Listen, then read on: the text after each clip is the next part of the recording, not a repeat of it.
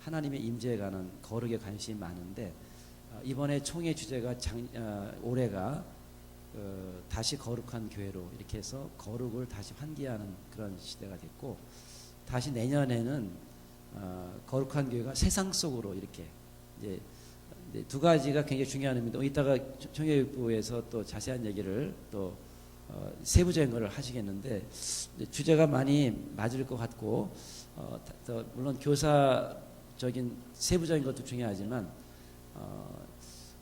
이 시대에 우리가 직면한 중요한 주제가 어떤 것인가를 그리고 제가 또 많이 관심을 가지고 했던 주제들입니다. 그래서 그 주제를 가지고 같이 여러분과 함께 나누는 것이 더 효율적이지 않겠는가 이런 생각을 해서 제목을 제가 거룩에 대한 주제를 했습니다. 다시 거룩한 교회로 하는 것은 이제 거룩을 잃어버린 시대에 이제 그런 외침이고 또 세상 속으로라는 얘기는 거룩이라는 게 교회에서만 우리가 자기들끼리만 거룩해지고 그런 게 아니라 다시 세상에서 빛을 발하면서 영향력을 끼치는 것까지 넘어가자는 거죠. 이 두 가지의 균형이거든요. 그래서 이제 거룩이라는 이야기를 이해할 때는 단지 교회 안에서만이 아니라 일상적인 생활과 또 예배 가운데 거룩을 경험하는 이 두 가지의 균형을 많이 얘기하고 있습니다. 그래서 주제가 이제 제목을 우리가 거룩이 능력입니다. 이렇게 얘기를 했습니다. 그래서 거룩이 뭐가 능력이냐? 하나님 앞에서 하나님을 만나야 거룩의 근원이거든요.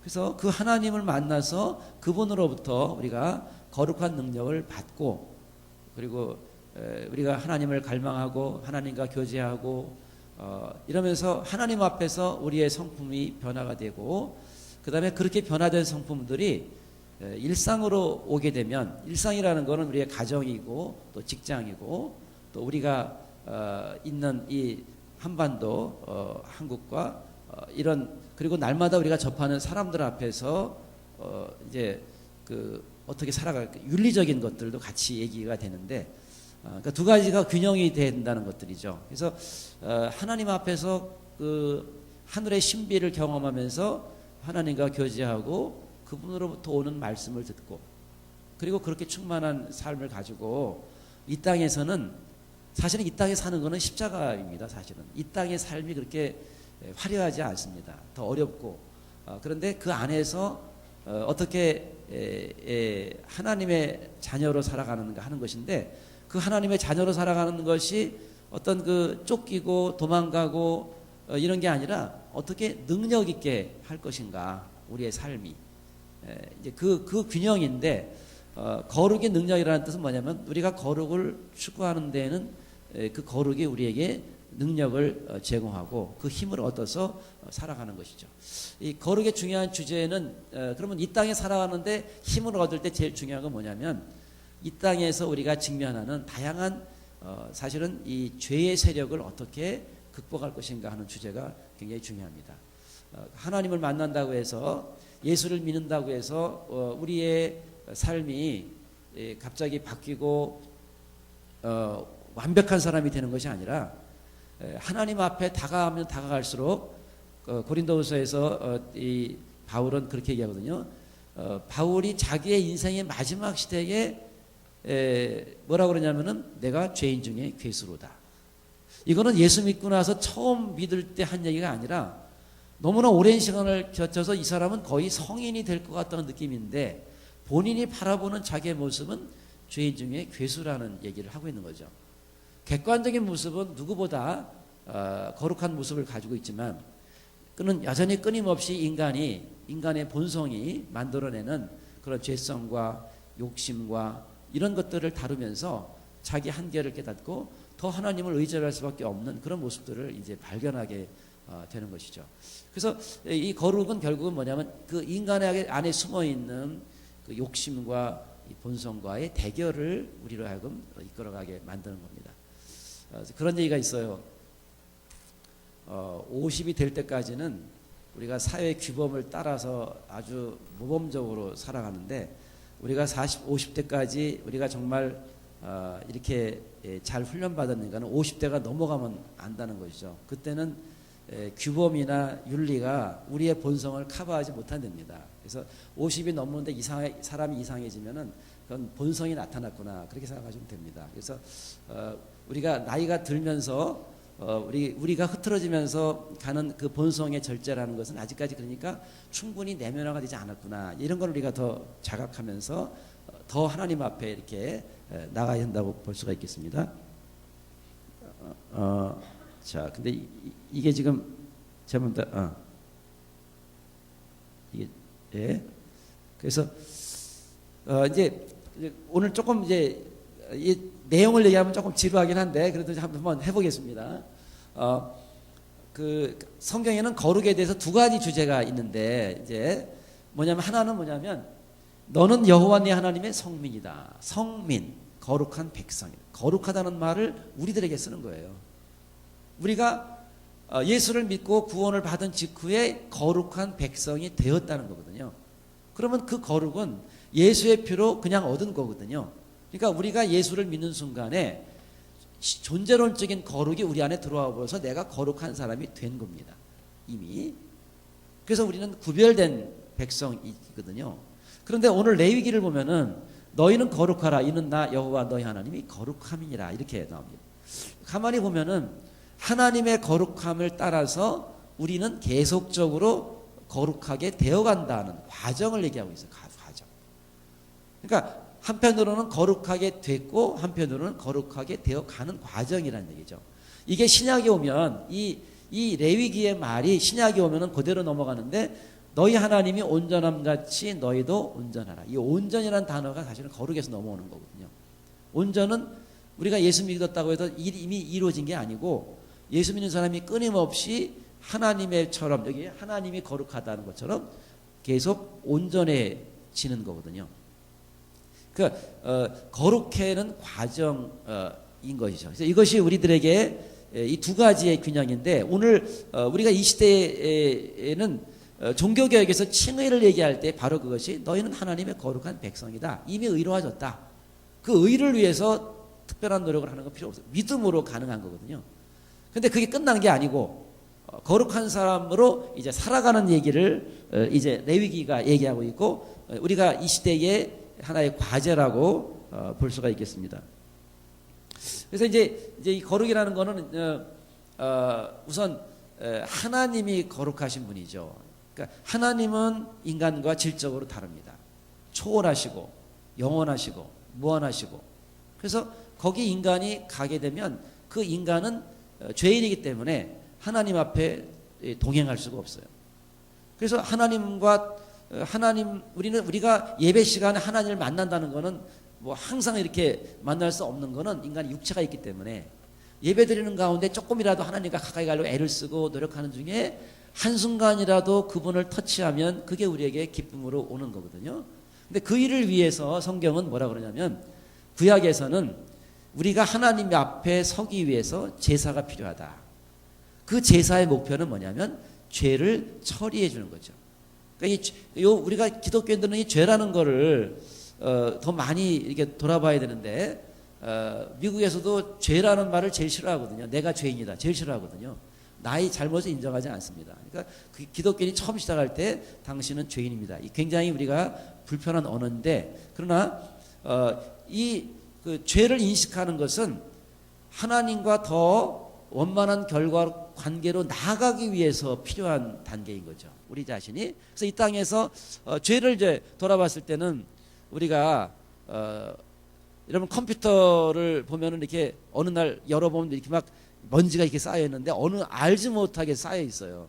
그런 것처럼 우리 안에 끊임없이 이렇게 이 죄가 쌓이는데 의식적으로 짓는 죄도 있고 무의식적인 죄도 있고 또 우리가 18세 이전에 우리의 성인이 되기 전에 미숙한 자아였을 때 상처나 아픔이 있을 때는 그런 게 끊임없이 우리 안에 부정적인 감정들을 만들어내면서 사실은 우리 안에 우리가 원치 않는 이 죄의 모습들이 남아 있거든요. 그러니까 이런 것들을 제거하는 것이 구약의 제사입니다. 제사의 목표는 우리가 하나님께 나아가는 데 있어서 장애물들을 제거하는 것이죠. 그리고 그 제사가 결국은 예수의 피, 신약에서 예수님을 통해서 완성되는 거죠. 그러니까 오늘날 우리가 예수의 보혈의 능력이 하나님과 우리 사이에 있는 더러운 것들을 정결하게 해서 우리를 하나님 앞에 나가게 하겠죠. 그래서 예수의 피가 우리를 정결케 한다. 우리가 보혈 찬송이 있는데 그 보혈 찬송은 우리가 예수 믿고 나서 더 이상 불필요한 게 아니라 끊임없이 우리에 남아있는 죄를 정결하게 할 때 하나님께서 우리 가운데 동행하시도록 할 때에 보혈 찬송이 많이 필요한 것입니다. 그러면 이런 제사나 예수의 피가 우리 안에 이제 나타날 때 비로소 하나님이 우리와 동행하시고, 하나님이 동행하시면 그게 바로 요셉이 경험했던 형통의 시작이고, 그리고 바로 거기에서 인간의 능력이 나타나는데, 인간의 능력은 초인적인 능력이 아니고 그것은 하나님이 동행하시기 때문에 나를 통해서 하나님이 이뤄나가시는 일, 바로 그것이 인간에게 능력이라고 표현할 수 있습니다. 그래서 이제 좀 더 결론적으로 얘기하면은 이제 그 아까 하나님이 우리를 거룩하게 한 거는 칭의라고 볼 수가 있습니다. 그리고 이제 성화라는 말을 이제 많이 쓰잖아요. 근데 성화는 사실 조금 더 살펴보면은 세 가지 모습으로 이제 볼 수가 있거든요. 하나는 거룩하신 하나님을 끊임없이 만나는 거죠. 그러니까 거룩이 내 안에 있는 게 아니거든요. 그러니까 우리가 거룩하게 살자라고 하니까 내가 거룩을 만드는 것처럼 느끼는데 사실은 거룩의 근원은 하나님이고, 그러니까 우리가 끊임없이 하나님을 만나는 거예요. 예배를 드리면서 만나고 하나님과 동행하고 말씀을 사모하고 기도하고 끊임없이 이렇게 이제 만나게 되는데, 그래서 그 하나님을 만나게 되면 그분으로 말미암아 우리 안에 있는 마치 햇빛에 곰팡이를 갖다 놓으면 그 곰팡이가 사라지고 멸균이 되듯이 우리의 죄악의 모습이 하나님을 자꾸 비춰보면 더러운 것들이 이제 정화되고 우리 안에는 성품들이 변화가 되죠. 그럼 하나님을 경험하는 것이 결국 성령의 역사인데, 그것이 우리 안에 열매를 만들 때 성품의 변화를 만들어내는 것이 1차적인 결과이고, 그리고 그게 우리 안에 이제 인격이 변화가 되는 거죠. 그리고 변화가 됐을 때 우리 안에 에너지가 생기면서 세상을 섬길 수 있는 선행과 하나님의 사역들이 그 다음에 나타나게 됩니다. 성품이 바뀌지 않으면서 사역을 자꾸 내 성품 이상으로 하게 될 경우에 굉장히 힘들죠. 짜증이 나고. 그래서 우리 안에 있는 끊임없이 이 에너지, 하나님과의 만남을 통해서 끊임없이 변화의 동력이 올라왔을 때 그게 이제 우리가 선행을 나갈 수 있는데, 성화라는 게 단지 선행만을 의미하는 건 아니에요. 하나님을 끊임없이 만나고 우리가 변화가 되고, 그리고 그 다음에 이제 성화로 넘어가는 거라고 볼 수가 있습니다. 이제 요새 이제 거룩이라는 주제가 많이 이제 등장하게 되는데, 이제 왜 그러냐면 지금 종교개혁 500주년을 얘기하면서 우리가 이제 루터 시대에는 오히려 그때는 인간이 바울 때도 그랬고 루터 때도 그랬고, 이 가톨릭과 유대교의 특징이 뭐냐면 인간이 그 거룩해지는 과정에서 계명을 하나라도 어기면 그동안에 내가 믿었던 이 칭의가 사라지고 선택이 무효화될 수가 있다, 이런 거예요. 그래서 그게 그 유대교에서도 계명을 하나라도 어기면 너 이제 구원 못 받아, 구원이 끝났어. 가톨릭에서도 우리가 가톨릭이 요구하는 것들을 하다가 하나라도 실패하면 구원을 무효화하는 거예요. 처음 예수 믿은 것 자체를 무효화한다고 하는 그 위협 가운데 사람들이 살면서 그러면 내가 이 구원을 놓치면 어떡할까? 나는 구원 못 받은 게 아닌가? 이런 고민 가운데 있을 때에 바울과 루터가 우리에게 준 것은 뭐냐면, 하나님이 우리를 처음 선택하신 것은 무효화되지 않는다, 영원한 것이다. 물론 구원이라고 하는 것은 하나님이 우리를 예정하시고 선택하시고 칭의와 성화와 마지막에 영화될 때 가서 하나님을 앞에 섰을 때의 구원은 완성이 되는 거거든요. 근데 우리가 예수를 믿을 때에 그 구원의 확신을 갖게 하고 우리 안에 성령이 인을 쳐서 구원의 확신을 갖게 해서 그렇게 하는데 그 구원을 무효화할 수 있다고 하는 거에 대한 도전이 이제 칭의론입니다. 그래서 종교개혁 500년 전에 루터가 일으킨 것인데 지금은 이제 그런 것들이 이제 구원론보다도 구원받은 자들이 어떻게 살아갈 것인가에 대한 질문들이 더 중요한 시대가 이 시대적인 주제라는 것이죠. 그래서 오늘날은 어떻게 성화를 이룰 것인가에 대한 주제가 우리에게 중요한 주제입니다. 근데 이제 이 개신교, 우리가 이제 개신교의 반열에 있는데 개신교가 이 성화를 아까 선행이라든지 교회에 대한 봉사라든지 이렇게 자꾸 뭔가를 해내는 거라고 이해하다 보니까 굉장히 어려움이 생기는 거예요. 그래서 내가 거룩하게 예수를 믿으니까 거룩하게 됐으니까 뭔가를 해야 됐다고 하는데 그 하나님을 위해서 뭔가 거룩한 성화를 가려고 하다가 그게 우리의 자기의가 되고 그게 율법이 되고 그러다 보니까 마음에 기쁨이 없는 거죠. 그래서 교회 일을 열심히 하다가 나중에 지쳐나가 떨어지는 거예요. 그래서 열심히 하긴 했는데 뭐가 문제가 되느냐. 그래서 오늘날에 이제 이 구원받은 사람들이 성화의 길을 가면서 두 가지 극단적인 것들이 있습니다. 하나는 무도덕주의와 율법주의예요. 무도덕주의는 뭐냐? 아니 하나님이 다 하실 텐데 내가 뭐 하냐? 가만히 있는 거죠. 아무것도 안 하고. 그러면서 뭐 일하다가 잘못한 사람들한테 하나님이 다 하실 텐데 왜 하느냐? 이러면서 아무것도 하지 않는 것이 마치 믿음이 좋은 것처럼 얘기하는 그런 한파가 있는 거죠. 또 한파는 또 하나님을 위해서 열심히 일하다가 상처받는 거예요. 시험 드는 거예요. 그래서 율법주의로 나가 떨어지는 거죠.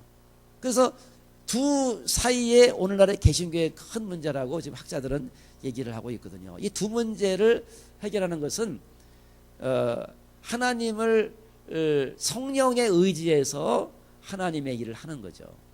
하나님을 만나고 성품이 변화되고 그 성령의 능력으로 우리가 날마다 주님의 일을 감당하는데 이제 이게 쉽지는 않지만 이게 그래서 우리가 바른 이 성화의 길을 가는 것이 굉장히 중요한 주제입니다.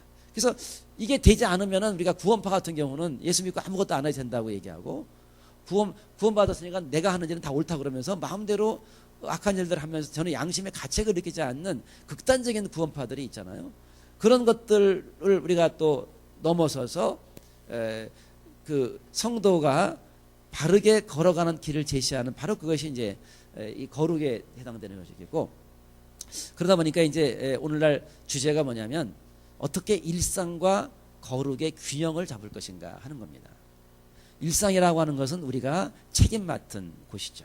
8시간 이상 하나님이 우리에게 기름을 부어서 일하게 하신 그 일들을 하면서 이 일상생활에서 책임 있게 가정이나 직장이나 이 땅에서 하나님의 일들을 감당하는 그게 이제 일상이라고 한다면 거룩은 좀 더 일상을 벗어나서 예배 가운데 뭐 기도하는 가운데 구별된 장소에서 하나님을 만나서 그분으로부터 우리가 힘을 얻는 이 두 가지죠. 그러니까 이제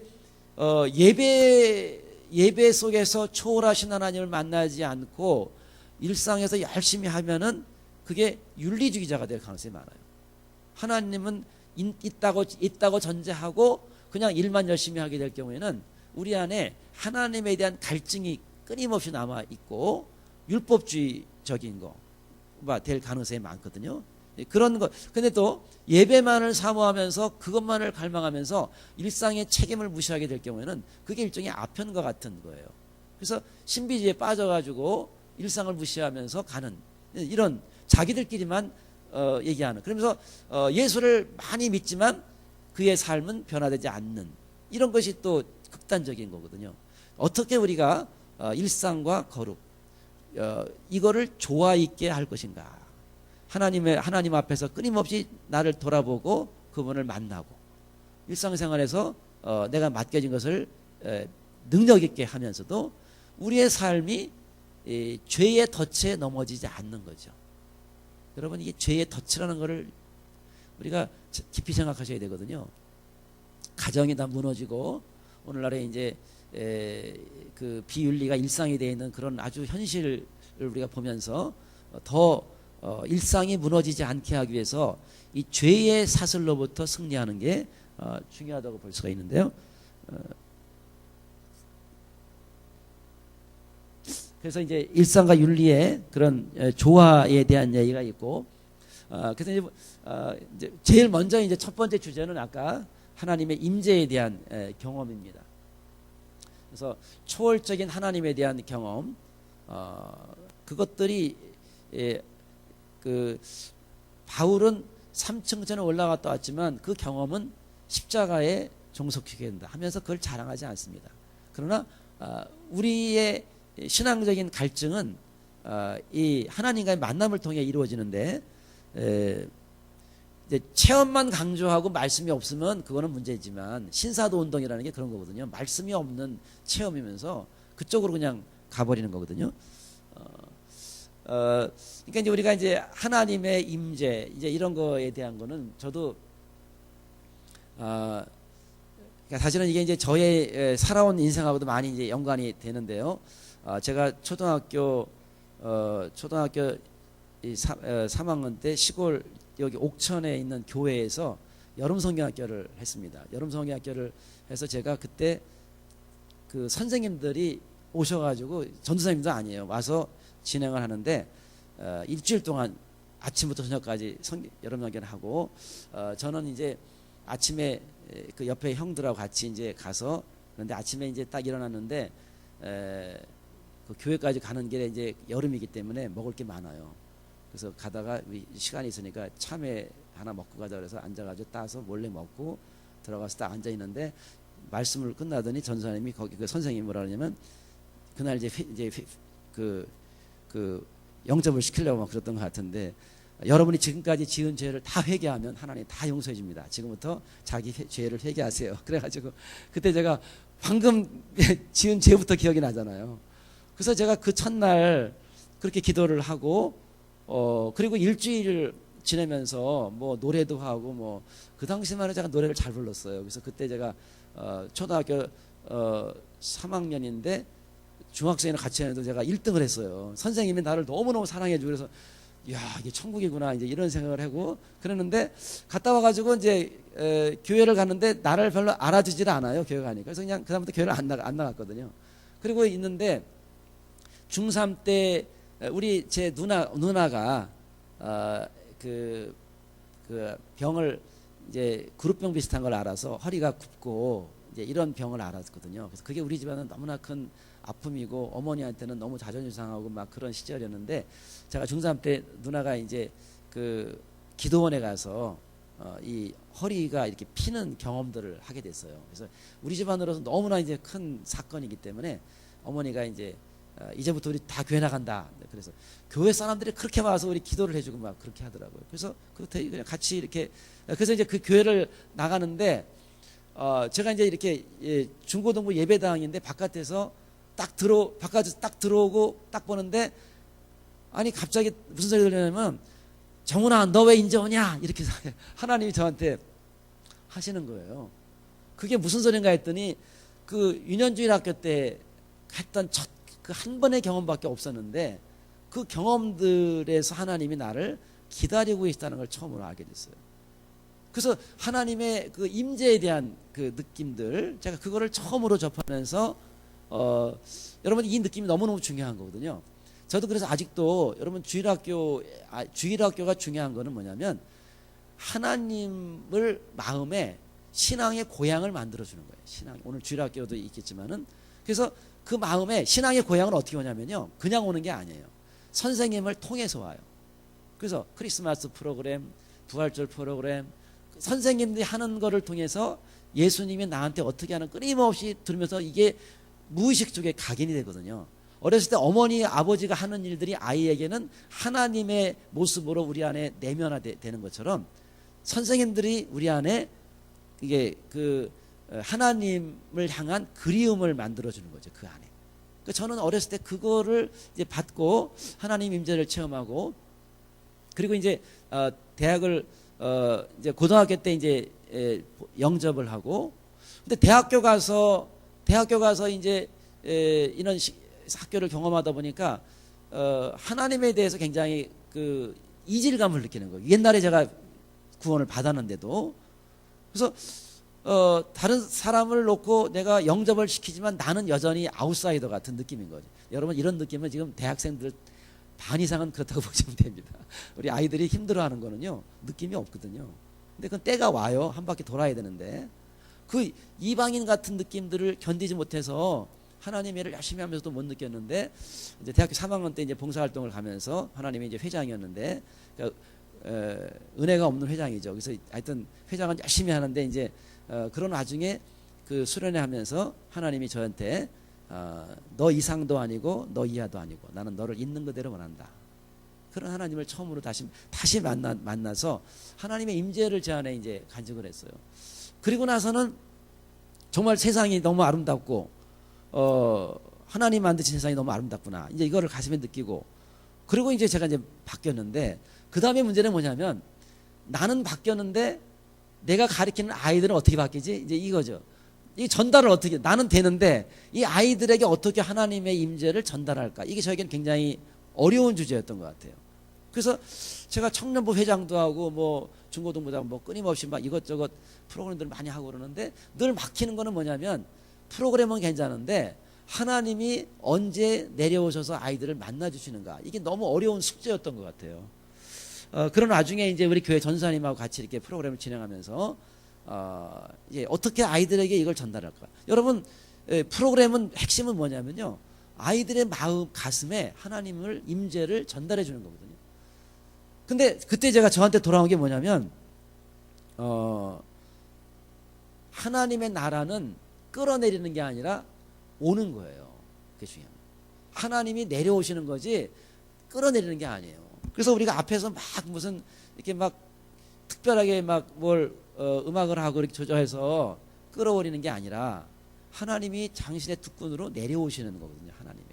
그러면 하나님의 임재를 체험한다는 건 뭐냐면 우리가 끊임없이 하나님을 준비하는 거죠. 하나님이 안 오실 수도 있어요. 준비하는 거죠. 그 준비하는데 하나님의 임재가 제일 중요한 거는 정결입니다. 정결.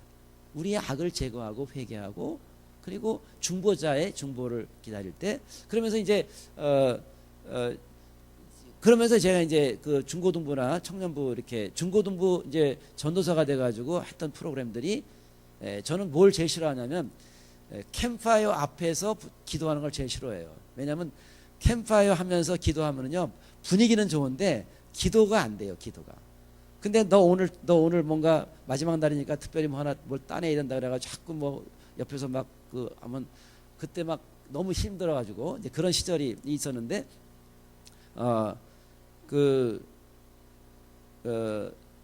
수련회 한 2박 3일이면은 둘째 날 정도에 이렇게 하나의 세리머니를 합니다. 이렇게 십자가를 지기도 하고 장례식도 하기도 하고 이러면서 아이들, 그러면서 여러 가지 프로그램들을 통해서 아이들이 기도하게 도와주고, 그러면서 이제 아이들과 기도하고 교사들이 세족식도 하고 이렇게 하면서 뭔가 하나님을 기다리도록 이렇게 하고, 그래서 그때가 되면은 저는 제 마음속에 하나님, 오늘이 이 아이에게 마지막 날이 될 수 있습니다. 이 아이가 오늘 교회를 나간 다음에 떠날 수도 있는 아이인데 이 밤이 가기 전에 이 아이들을 만나 주십시오 하면서 또 아주 절실하게 기도하고, 그리고 이제 근데 제가 그때 수련회를 하면서 이 수련회의 목표는 살아계신 하나님을 만나게 하는 거구나라는 거죠. 그거를 이제 깨닫게 됩니다. 그래서 그렇게 하면서 수련회를 이제 계속 제가 하고, 중고등부, 청년부, 또 제가 미국 가서도 이제 6년을 여름, 겨울, 중고등부, 주일학교 이제 이 프로그램들을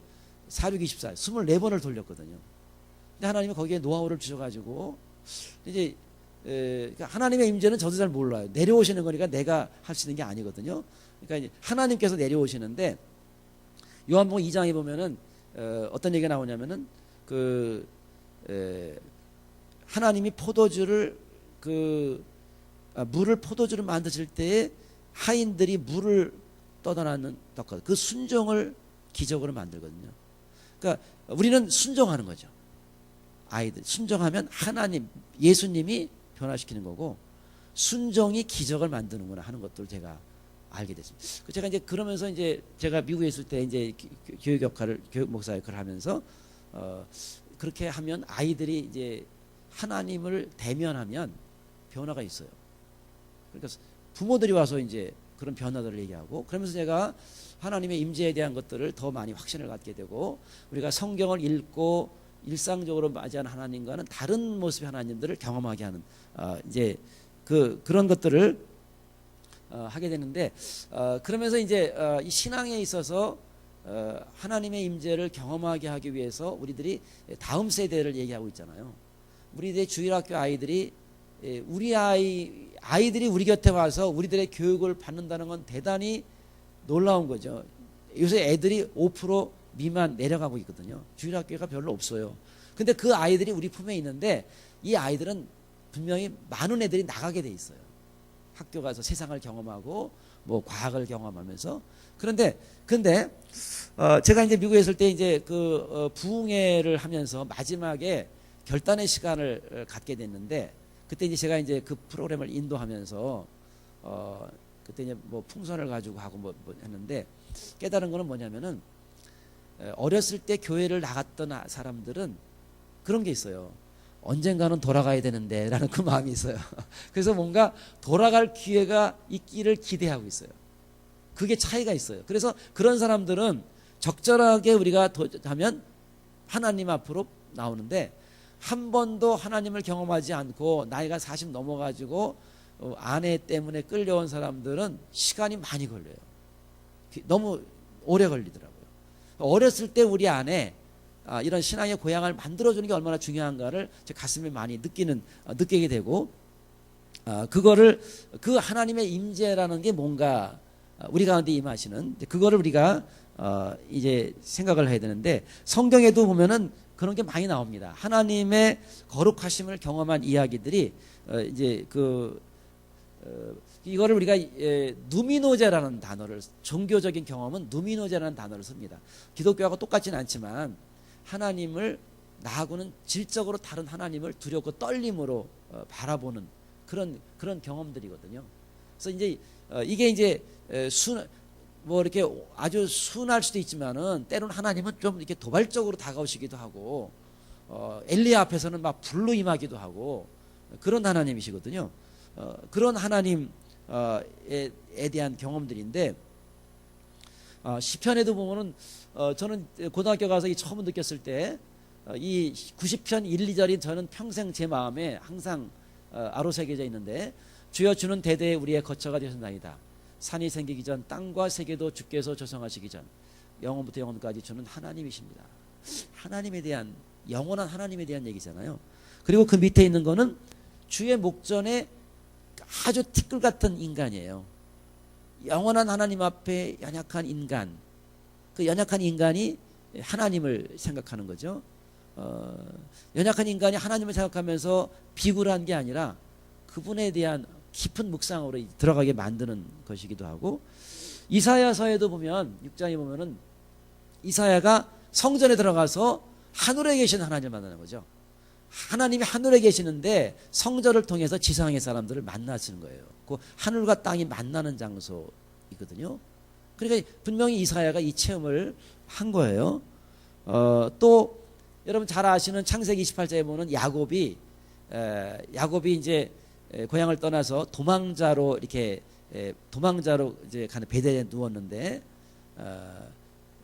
도망자고 미래도 불확실하고 아무것도 볼 것이 없는 자격이 없는 존재지만 하나님이 그에게 다가와서 그가 서 있는 땅이 하늘과 땅이 만나는 곳이다. 그래서 천사가 왔다 갔다 하고 그런 놀라운 감격을 간직하면서 경험했는데 이스라엘 사람들은 1년에 3번씩 이제 성전에 올라가서 이런 걸 기대하는 거예요. 하늘에 계신 하나님이 오늘 나를 만나 주시기를 원하는 거죠. 그래서 여러분 인간의 행복은 우리가 재물도 필요하고 권세도 필요하고 다양한 게 있지만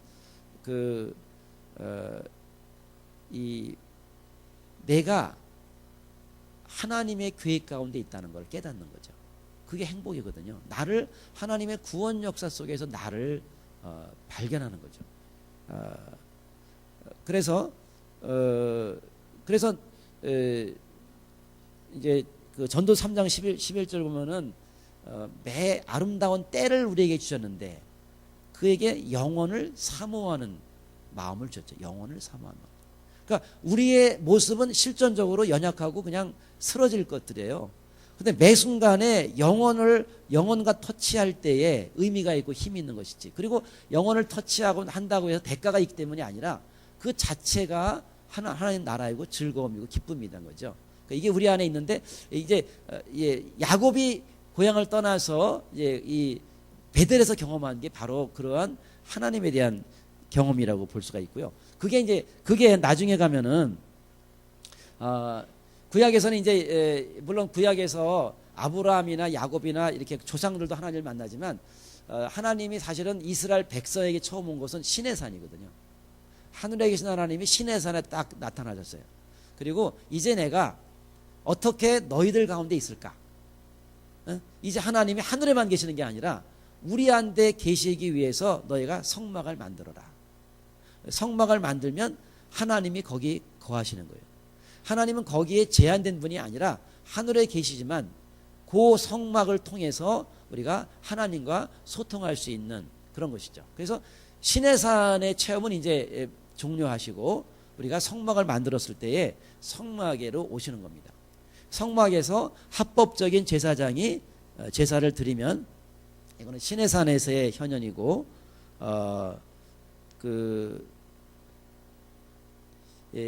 그래서 이제 그럼 이스라엘은 하나님의 임재를 어떻게 경험하냐면 1년에 3번씩 성전에 올라가는, 우리는 주일날 오잖아요. 성전에 3번 올라가면은 거기서 이제 제사장이 제사를 드립니다. 제사를 드리면 하나님이 거기에 임재하신다는 증거로 제사를 태우시면서 그 가운데 임하시죠. 불로 임재하시는 거예요. 불로 임재하시면서 성막에서 하나님이 계시는 거예요. 성막에 하나님이 계신다는 특징은 뭐냐면 오늘날 우리가 성막론이 많이 있잖아요. 근데 성막론의 목표는 예수님이 우리를 위해서 죽으셨다는 것만을 증거하기 위한 것이 아니에요. 구약에는 성막이 한 번 이스라엘을 구원하고 사라진 게 아니에요. 성막이 늘 백성들 한가운데 있었지. 한가운데. 그래서 사람들이 성막을 드나들면서 우리의 죄를 정결하게 하고 그리고 우리가 거룩해지고 그리고 거룩한 삶을 살 수 있는 도전을 받는 거죠. 그러니까 하나님이 우리 가운데 항상 계시는 거예요. 우리 안에 영원한 분이 계셔서 그리고 그 안에 다가설 때마다 우리의 죄를 정결하게 하고 그 정결하게 하는 과정에서 합법적인 제사장이 있는 것이죠. 그 맥락이 이제 신약으로 오면서 가면은 오늘날에 그러니까 주일날 예배가 바로 그런 겁니다. 예수님이 오셨지만은 예배당이 필요한 이유는 우리가 함께 예배를 드리는 가운데 합법적인 목사님이 설교하시고 할 때 그 언젠가 우리를 구원하셨던 그 하나님이 나타나셔서 우리 가운데 동행하시고 우리의 죄를 사하시고 그리고 우리로 하여금 다시 시작할 수 있는 기회를 주시는 거죠. 그 예배라는 게 바로 이런 겁니다. 주일날 와서 저는 늘 예배를 드리고 나서 늘 마음에 편안한 게 뭐냐면 예배를 드릴 때는 마음이 굉장히 좀 힘들고 어려워도 이상하게 굉장히 눌리고 막 이래도 예배를 마치고 나갈 때는 뭔가 그래 다시 시작할 수 있겠구나 이런 소망이 내한테 있는 것 같아요. 그러니까 예배의 힘은 그거거든요. 예배 가운데 한 주일을 돌아보게 하고 하나님을 만나고 우리가 다시 시작할 수 있는 힘을 얻어서 나가는 거예요. 그건 일주일쯤만 얻으면 돼요. 또 나가 살다가 다시 힘들고 지치면 돌아와서 우리의 죄를 사해 주시고 다시금 하나님 의지하고 일어설 수 도와줘요. 그게 이제 우리가 오늘날 구약의 성전과 오늘날 예배와 연속성이라고 볼 수가 있습니다. 그래서 성막전선 같은 경우도 이렇게 발달이 됐고 그리고 이제 구약에도 보면은 끊임없이 이제 성전 안에 하나님이 계시다는 말을 많이 합니다. 그래서 성전 안에 하나님이 계시고 성전은 우주의 중심이기 때문에 흔들리지 않고 이런 얘기를 많이 하죠. 그리고 시온을 선택했고 또 우리는 하나님을 늘 간구하고 기다리고 이게 공간적인 객관적인 게 문제가 아니라 바로 여기 하나님이 선택하신 공간에서 그런 일이 이루어진다고 하는, 오늘날 이게 바로 우리가 예배 공동체의 특징이라고 볼 수가 있죠. 그래서 우리가 드리는 예배가 하나님의 임재를 경험하고 한 주 동안 살아갔던 삶을 돌아보면서 다시 힘을 얻는 그 거룩을 체험하는 그런 공간이 되는 것이 구약에서부터 온 이해라고 볼 수가 있습니다. 또 이제 시편 84편에 보면은 이게 성전 신앙을 보여주는 아주 중요한 이야기거든요. 그래서 거기 만군의 여호와여 주의 장막이 어찌 그리 사랑스러운지요, 내 영혼이 여호와의 궁정을 사모하여 쇠약함이 내 마음과 육체가 살아계신 하나님께 부르짖나이다. 그래서 늘 하나님을 부르짖고 갈망하는, 그러니까 인간은 우리가 우리 청년부에서 옛날에도 제가 지금 거기 올라가 가지고 제가 신기록을 세우고 있는데요.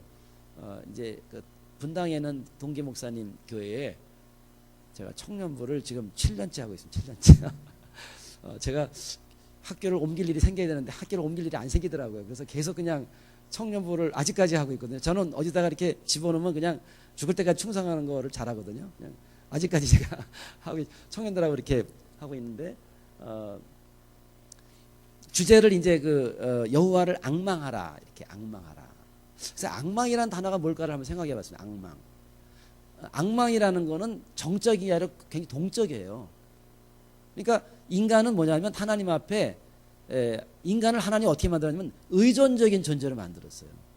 하나님이 아니면 채워질 수 없는 이 마음이 허한, 하나님이 오셔야 채워지는 거니까, 그러니까 우리가 늘 하나님 앞으로 이렇게 다가가는, 하나님을 의지하면서 에너지가 생기고 힘이 생기는 건데 한 번 의지했다고 끝나는 게 아니잖아요. 그러니까 이거는 끊임없는 과정이에요. 프로세스예요. 하나님을 앙망하는 자체가 그런 신앙은 동적인 거죠. 의지하는 거죠. 멈추면 그게 바로 자기 자신이 신이 되는 거예요. 멈추면 하나님을 더 이상 의지하지 않는 게 우리의 죽음이거든요. 그래서 앙망하는 거죠. 그런데 그래서 여기도 이제 계속 시편은 나의 본질을 앙망하는 거로 하는, 하나님을 갈망하고. 그러니까 갈망하지 않는다는 건 뭐냐?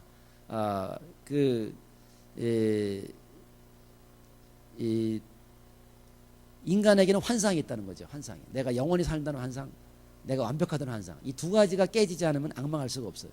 그러니까 여러분이 마음에 하나님을 향한 가난함이 없으면 분명히 두 가지 병이 있습니다. 영원히 살고 하나님 없이도 살아갈 수 있다고 하는 이 병이거든요. 그래서 헨리 다우엔이 이제 이거를 철저하게 이 환상을 깨야만 신앙으로 들어서는데 그게 바로 하나님을 앙망하는 거다. 그렇게 얘기하면서 근데 이 시편 84편에서 이제 이 시편 저자가 의도하는 거는 뭐냐면은 성전에 올라가서 하나님 만나는 과정을 단지 뭐 그냥 성전에 갔다 오는 거, 뭐 공간적으로 갔다 오는 거야 쉽겠죠. 몇 번이고 왔다 갔다 할 수 있잖아요. 근데 1년에 3번 성전을 올라갔다 오는 과정을 어떻게 보면 일종의 성지순례와 같은 거죠. 성지순례에서는 뭐냐면 내 안에 문제가 많아요. 여기 보세요. 눈물 골짜기가 삶의 현실이거든요. 그냥 맨날 우는 거죠. 그런데 그래서 눈물 골짜기에서 시작을 하는 거예요. 하나님을 향해서 성전으로 올라가서 그러면 하나님이 이른비를 채워주시고, 하나님 만나면 그분이 힘을 주시고, 그리고 그분이 나에게 가장 좋은 것을 주시고, 마침내 성전에서 하나님 만나잖아요. 그 하나님의 임재를 경험하죠. 그러면 오실 하나님을 그리워해서 올라가고 가서 하나님을 만나고 돌아오면서는 하나님의 만남에 대한 그 여운을 가지고 또 사는 거죠. 그러니까 이분들은 꼭 성전에 있어야만 하나님 만나는 게 아니라 하나님을 기다리고 하나님을 만나고 하나님 만난 여운을 가지고 살면서 끊임없이 이 하나님을 동행하면서 하나님 나라에 사는 것이, 이게 구약의 신앙이라고 볼 수가 있습니다. 그러니까 끊임없이 하나님과 동행하면서 우리 안에 있는 우리의 악한 것들을 제거하고 하나님과 살아가는데 그런 모습들을 우리가 볼 수가 있겠습니다. 이제 조금 우리가 거룩에 대한 얘기를 조금만 더 해보면, 이게 옛날에 이제 조금만 이제 거룩에 대한 얘기를 약간만 더 해보면은 뭐냐면, 하나님이 처음에 세상을 만들었을 때에 시간적으로 공간적으로 우리가 온전한 거죠. 온전하다는 말, 하나님 앞에 있을 수 있는 거, 거룩하고 깨끗하고 그렇거든요. 그리고 하나님이 우리를 만들었을 때 보시기에 좋았더라. 그러셨어요. 그런데 일단 공간이 거룩해. 공간이. 그래서 처음에 하나님이 거룩하시고 하나님이 만든 땅이 거룩하고 그 땅에 있는 인간이 또 거룩한 거예요. 그래서 하나님이 거룩하고 또 땅이 거룩합니다. 땅이 생명의 터전이에요. 그 다음에 그 땅에 있는 그 인간이 마지막에 인간이 거룩한, 이것이 이제 공간적인 거룩함이거든요. 그리고 이게 이제 전에 해놓은 거라서 이렇게 안 했어야 되는데 막 그냥 멋있게 하려다가 이렇게 오래 걸리게 왔는데. 그리고 이제 하나님은 시간을 거룩하게 하시는데 뭐냐면은 일주일을 통해서 지은 것들을 정결하게 하는 면에서 안식일을 세우셨죠. 안식일은 뭐냐면 하나님의 거룩함을 막는 모든 혼돈으로부터 하나님이 승리하시는 그 축제, 승리를 축하하는 날이에요. 일주일 동안의 삶을 우리가 살면서 우리들은 넘어지지만 하나님은 우리를 위해서 승리하셔서 그래서 이제 안식일이 있고 또 1년, 또 이게 6년을 지나다 보면은 우리 안에 있는 더러운 악이 있어서 안식년이라는 게 또 생기고, 그리고 마지막에는 뭐가 있냐면 희년이라는 걸 통해서 이 사회에 존재하는 악들을 제거하는 일들을, 공간적인 악을 하고, 또 이제 예를 들어서 절기도 바로 그런 거. 절기도 매번 절기가 1년에 3번 있는 것은 절기를 통해서 우리가 하나님을 대면하고 하나님 앞에서 우리를 다시 정화시키고 그런 과정들이라고 볼 수가 있습니다. 그래서 이제 여기 이제 여기서 이제 우리 죄와 오염이라는 걸 생각할 수 있겠는데, 오염이라는 거는 이제 죄입니다. 그러니까 그 죄라는 건 또 뭐냐 그러면 거룩한 거를 부정으로 만드는 거거든요. 부정을. 그래서 거룩한 것과 정결한 것이 부정에 이르는데, 그러나 이 부정은 제사 의식이나 정화 과정을 통해서 처음으로 회복될 수 있습니다. 근데 그래서 이 제사장의 임무는 뭐냐면, 요것도 우리가 여러분이 레위기에서 주로 나오는데, 이 거룩한 거는 여기 보면은 정결한 것을 성별하면 거룩한 게 되고, 거룩한 거를 이제 더 이상 하나님께 드리지 않고 돌아오면 속화가 되죠. 속화는 죄가 아니에요. 근데 이 속된 거, 정결한 거가 세속적인 거를 오염이 되면 부정한 게 되고, 근데 부정한 것을 그대로 놔두면 이건 악한 거지만 제사를 통해서 정화가 되면 다시 돌아올 수 있습니다. 문제는 우리가 이제 이 부정한 거 안에 담겨져 있는 더러운 것들을 어떻게, 그게 바로 제사를 통해서 신약 예수의 피로 정결하게 되는 것이죠. 그래서 우리의 삶은 이제 이 두 가지, 거룩한 것과 부정한 것, 이 부정한 것이 우리 안에 있는 악한 것을 만들어내고 우리를 넘어지게 만들고, 이 부정한 거라는 게 뭐냐면 하나님의 세력 안에 있지 않는 게 부정한 거예요. 울게 만들고 짜증내고 화내고, 그러면 나는 지금 부정한 세력, 부정의 대장은 죽음이거든요. 죽음의 세력 가운데 있는 것이죠. 거룩은 하나님을 생각하고 하나님과 동행하고 우리가 이런, 그래서 사실은 우리의 인생은, 사실은 삶은 우리가 예수를 믿고 있지만 부정한 어둠의 세력 가운데 있을 수가 있어요. 우리가, 여러분들이. 그리고 구원받는다고 다 끝나는 게 아니죠. 구원받으면서도 거룩한 데 거해야 생명을 누릴 수 있는 거거든요. 그러니까 우리가 힘든 거는 예수를 믿지만 우리 안에 이 어둠의 세력의 지배를 당하지 않아야 되거든요. 어둠의 세력. 그러니까 우리가 어둠의 세력의 대표적인 거는 이제 중독 같은 겁니다. 다양한. 이 중독은 사랑의 결핍과 관련이 있거든요. 근데 그런 게 우리가 그런 걸 허용해 버리면 끊임없이 하나님 믿지만 노예가 되는, 노예가. 그래서 이 거룩은 거룩의 핵심은 우리 속의 뼛속까지 우리의 더럽고 추한 것들을 끊임없이 정결케 해서 온전한 상황에서 하나님 앞에 거하는 거예요. 여러분, 우리가 이상하지 않아요? 그거 시편에 보면은 거기 죄인과 악인을 얘기하면서 복있는 사람은 악인의 길을 쫓지 않고 죄인에게 서지 않고 오만한 자리에 앉지 않고 오직 율법을 묵상하는 자예요. 그래서 우리 안에 악한 길이 있고 하나님의 의인의 길이 있어요. 그럼 당연히 다 의인의 길을 가지 왜 악한 길을 가겠어요? 다 갈 것 같잖아요. 그렇죠? 근데 우리가 이 악한 길을 넘어가는 거죠. 악한 꾀를 하다가 그 다음에 죄인에게 서다가 오만한 자에 서는 게 악인의 길이거든요. 왜 그리로 갈까? 우리 안에 해결되지 않은 사랑의 결핍과 그런 어렸을 때부터 있었던 유혹이라든지 이런 것들이 우리 안에 잠재 있기 때문에 그걸 못 넘어가는 거죠. 그걸 못 넘어가는 거죠.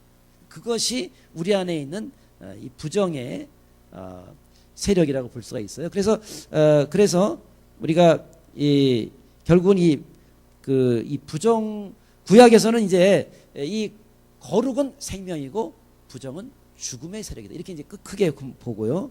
그리고 이제 제사나 예배를 통해서 이거를 극복하는 거고, 구약에서는 만약에 자정이 불가능하면 그때 하나님이 땅을 이제 빼앗으시죠. 그래서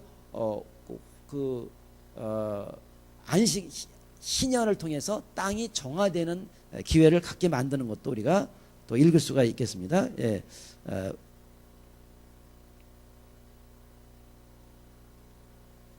자, 이게 지금 제가 옛날에 저기 했던 자료들인데,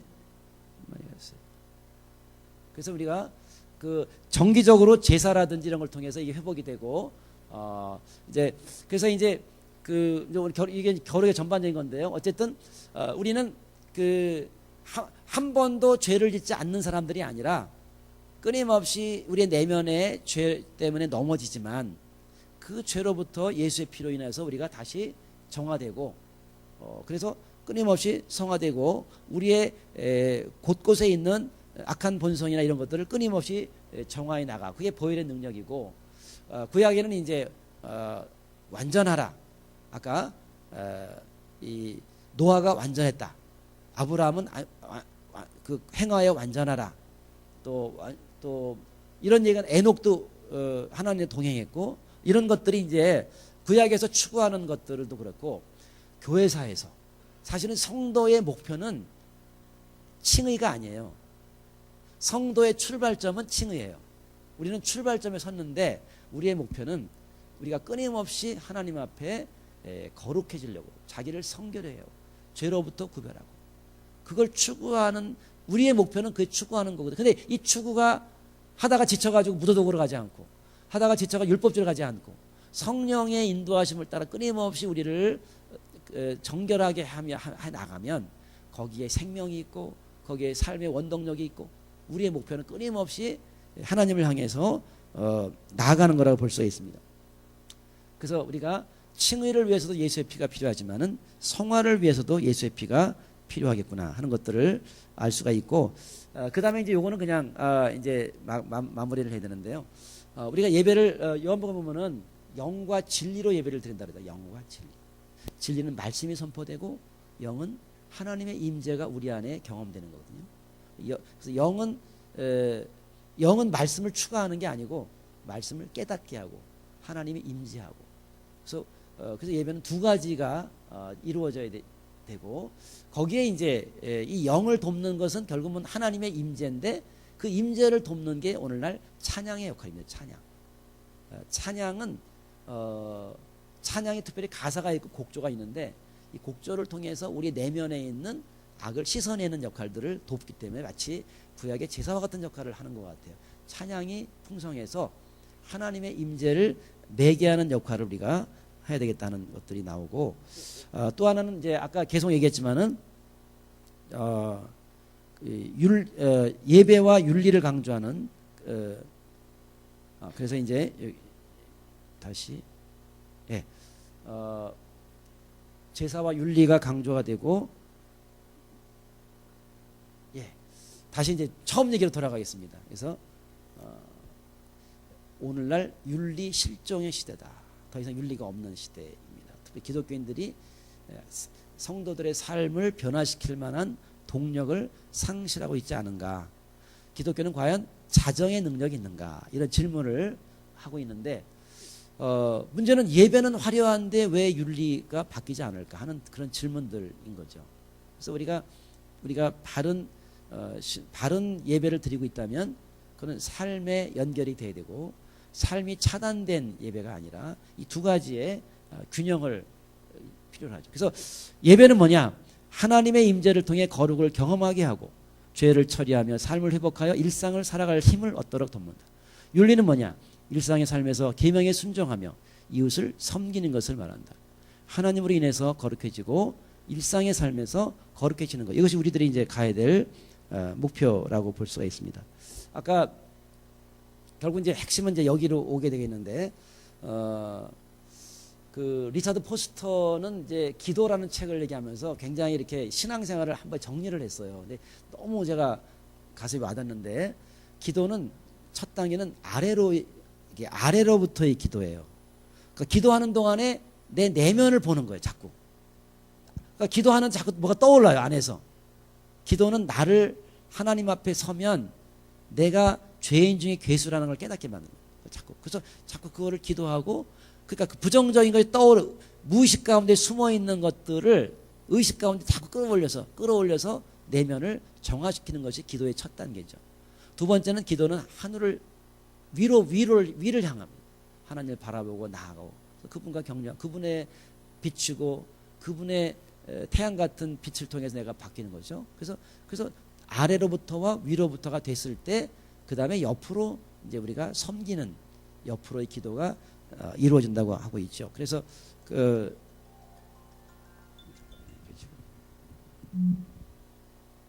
그래서 이제 우리가 오늘 성화를 이제 간단하게 하면 성화를 선행을 하는 거다 이렇게 부담으로 갖는 게 아니고 더 많이 하나님을 가까이 그분과 동참하고 또 하나님의 성품에 우리가 참여해서 우리가 성령의 인격의 변화를 끊임없이 추구하면서 하나님 안에 거하고 인격이 바뀌고 그리고 그 에너지를 가지고 일상의 삶에서 우리가 그 선행을 통해서 섬기고 이렇게 나아가는 것입니다. 그래서 마지막은 우리가 이제 땅에 대한 얘기를 하고 싶은데 요것만 하고 이제 마쳐야 될 것 같아요. 자, 우리 한번 요거 같이 읽어볼까요? 한번 12절 시작. 밤에 여호와께서 솔로몬에게 나타나서 그에게 이르시되 내가 이미 내 기도를 듣고 이곳을 택하여 내게 제사하는 성전을 삼았으니 혹 내가 하늘을 닫고 비를 내리지 아니하거나 혹 메뚜기들에게 토산을 먹게 하거나 혹 전염병이 내 백성 가운데 유행하게 할 때에 내 이름으로 일컫는 내 백성이 그들의 악한 길에서 떠나 스스로 낮추고 기도하여 내 얼굴을 찾으면 내가 하늘에서 듣고 그들의 죄를 사하고 그들의 땅을 고칠지라. 마지막 주제는 땅을 고치는 하나님의 사역에 동참하는 겁니다. 땅은 뭐냐면 물고기가 어항에서 있는데 한 마리씩 죽일 수도 있거든요. 근데 물을 흐려버리면 물 다 죽어요. 이 땅이 이렇게 중요합니다. 땅은 터전입니다. 내가 권세를 가지고 있는 영역, 가정이 영역. 그다음에 학교가 땅이죠. 교회도 또 땅이에요. 이 땅이 더러우면 거기를 찾아오는 사람들이 영이 깨끗하지 않기 때문에 죄의 사슬에 얽히는 거예요. 그래서 그 땅을 지키는 사람들은 그 땅을 정결하기 위해 노력을 해야 됩니다. 가정을 지키는 부모는 가정에서 아이들을 인격적으로 키울 수 있도록 만들고 아이들이 낳을 때 들어올 때 끊임없이 기도해주고 그래서 이 아이가 건강한 토양에서 자랄 수 있도록 하는 것이 부모의 책임입니다. 이 전민대교를 찾아드는 사람들이 이 안에 정말 올바른 복음을 듣고 바뀔 수 있도록 우리가 이 중보자들이 여기서 기도하고 이 땅을 또 지키는 거죠. 우리가 교사면 교사로서 학교에서 여러분이 자녀들이 학교를 가면 자녀들의 땅을 위해서 기도해야 돼요. 거기에 선생님이 정말 잘 가르치도록 또 선배들이 악을 행하지 않도록 모든 교사를 위해서 기도할 수는 없지만 우리의 자녀가 관계되는 땅만큼이라도 거기에 깨끗함과 정결함, 악이 사라지도록 기도했을 때 그 땅이 정결하게 되면 거기에 있는 우리의 자녀들이 건강한 모습으로 살 수가 있거든요.